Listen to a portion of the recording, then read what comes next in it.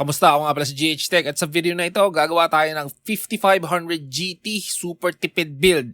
Isang setup na para sa mga naghahanap ng pinaka-affordable na entry-level PC na kaya ang light gaming, schoolwork at everyday task. Gamit lang ang integrated graphics. Ang goal ng build na ito ay functional at cost-controlled, sapat para sa esport titles, basic productivity at madaling i-upgrade kapag may dadagdag na budget sa future. At tandaan na kung may coins at voucher, gamitin nyo para makatipid pa at kung gusto mong mahanap ang item, gamitin mo ang camera search function ng Lazada. That said, ano pang hinihintay natin? Let's do this! Sa core ng build na ito ay ang AMD Ryzen 5 5500 GT, isa itong 6-core 12-thread na AM4 processor na may integrated Radeon Vega 7 graphics. Kaya hindi na natin kailangan ng dedicated GPU sa simula. Sapat ang performance nito para sa entry-level 1080p gaming lalo na sa esport titles. Pati na rin sa basic multitasking at light content creation. May kasama itong stock cooler kaya wala na tayong additional gastos para sa cooling at sapat na ito para sa 65W TDP ng processor.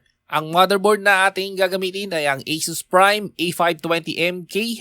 Isa itong basic micro ATX board na compatible sa AM4 platform at sapat ang features nito para sa ganitong klase ng build. May support ito para sa DDR4 memory at M.2 storage at may stable na power delivery para sa non-overclock processors tulad ng 5500 GT. Ito ang pinili natin para mapanatili nating mababa ang cost habang nananatiling reliable para sa daily use. Para naman sa memory, gumamit tayo ng dalawang 4GB DDR4 2666 MB transfers RAM para sa total na 8GB. Ito ang minimum na practical setup para sa Windows at light gaming ngayon. Dual channel configuration nito na mahalaga lalo na dahil integrated graphics ang gamit ng system natin. May limitasyon nito para sa mas mabigat na task pero madali naman itong i-upgrade sa 16GB kapag nagmura na ang RAM. Or mag-aral kang gumamit ng Linux. Try mo ang Linux Mint, Bazzite, o kung anumang Linux operating system ang magustuhan mo. Mas maganda kasi ang Linux pagka mababa lang ang RAM mo.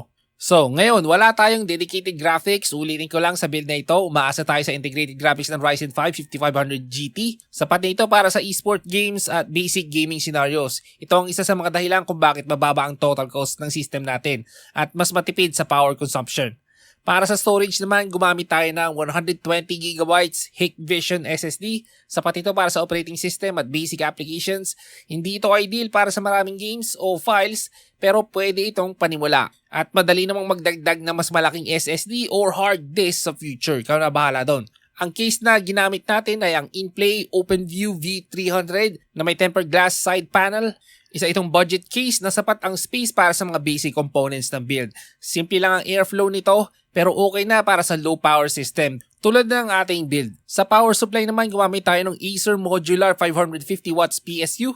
Mas mataas ito kaysa sa actual power requirement ng build pero nagbibigay ito ng headroom kung sakaling magdagdag ka ng dedicated GPU sa future. Modular din ito kaya mas madali ang cable management kahit budget-oriented ang setup. Ang isa pang dahilan kaya ito ang binili natin, wala kasi akong tiwala dun sa mga mumurahing PSU. Hindi maganda ang experience ko, lagi nasisira, bigla na lang pumuputok, nag-overheat, kaya umiiwas talaga ako sa mga yon. So dagdagan pa natin ng 4 na generic 120mm PC fans para makatulong sa airflow ng case. Basic lang ang mga ito, ulitin ko lang, pero sapat ang mga ito para mapanatiling stable ang internal temperatures ng ating system. Kung pagsasama-samahin natin ang presyo ng lahat ng parts, lalabas ang total na humigit kumulang 15,000 pesos lower. I think mga 14,600 lang to. Pwede pa itong bumaba kung gagamit ka ng coins at voucher. Pero ikaw na ang bahala doon kasi medyo magulo ang Lazada ngayon. Pero sure yan, under 15,000.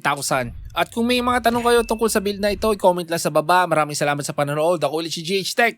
Hanggang sa muli.